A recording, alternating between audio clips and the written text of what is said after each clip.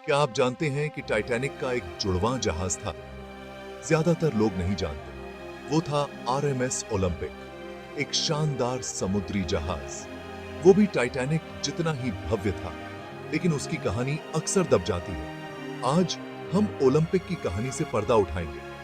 वो अपनी मजबूती और ताकत के लिए जाना जाता था। उसने 24 साल तक समुद्र की सवारी की। ये उसकी कहानी है। ओलंपिक का जीवन लंबा और दिलचस्प था। उसकी किस्मत में वो दुखद अंत नहीं था जो उसकी बहन को मिला। वो एक बड़ी टक्कर में शामिल था, लेकिन वो बच गया।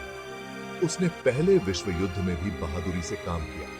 उसने अपना उपनाम ओल्ड रिलायबल सचमुच कमाया। ओलंपिक की कहानी सुनने लायक है।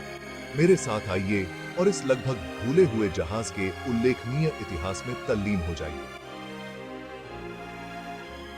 हम उसकी जीत, उसकी चुनौतियों और उसकी स्थायी विरासत को उजागर करेंगे।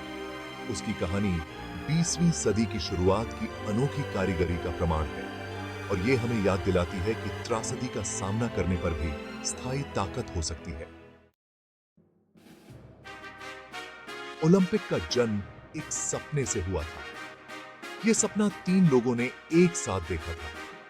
ब्रूस इसमें, लॉर्ड पिर्री और विलियम जे पिरी। ये दुनिया के सबसे बड़े और सबसे शानदार जहाज बनाना चाहते थे। ये जहाज ओलंपिक क्लास के नाम से जाने जाएंगे। इस क्लास में 3 जहाज थे, ओलंपिक, टाइटैनिक और ब्रिटानिक। ओलंपिक इन तीनों में से सबसे पहला बना था। उसका निर्माण बेलफास्ट, आयरलैंड में हारलैंड एंड वोल्फ शिपयार्ड में हुआ था। हजारों मजदूरों ने खुद को इस विशाल परियोजना के लिए समर्पित कर दिया। ओलंपिक इंजीनियरिंग का एक अजूबा था। वो साढ़े 800 फीट से ज्यादा लंबा था और उसका वजन 45,000 टन से ज्यादा था। ओलंपिक को विलासिता की पराकाष्ठा बनाने के लिए डिजाइन किया गया था। उसमें आलीशान डाइनिंग रूम, भव्य सीढ़ियां और स्विमिंग पूल थे।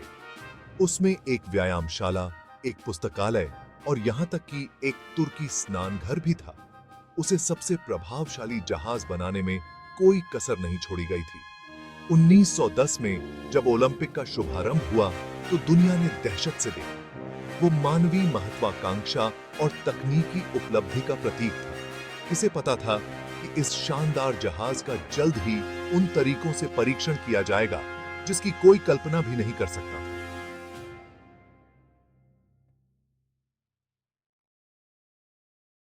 आरएमएस ओलंपिक ने अपनी पहली यात्रा 14 जून 1911 को शुरू की थी।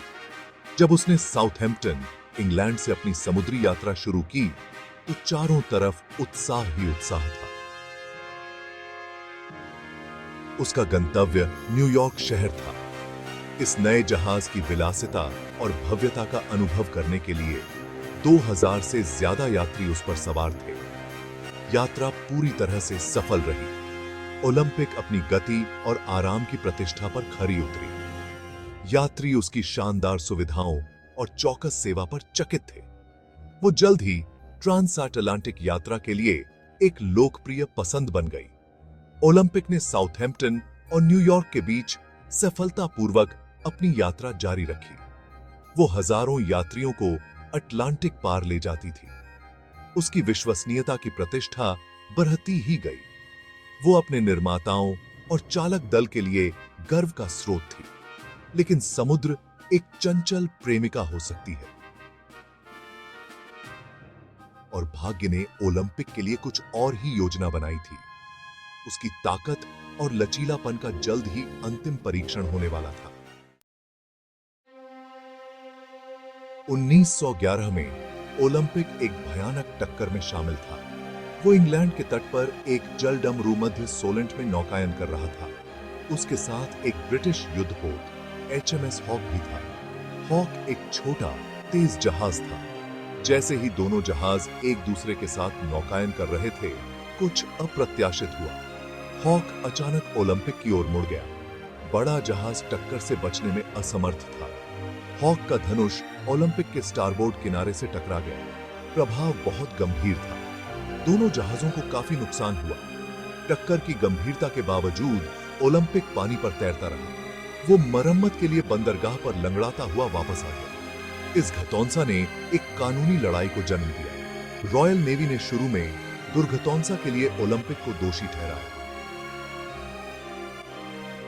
हालांकि बाद में एक जांच में ओलंपिक को निर्दोष पाया गया।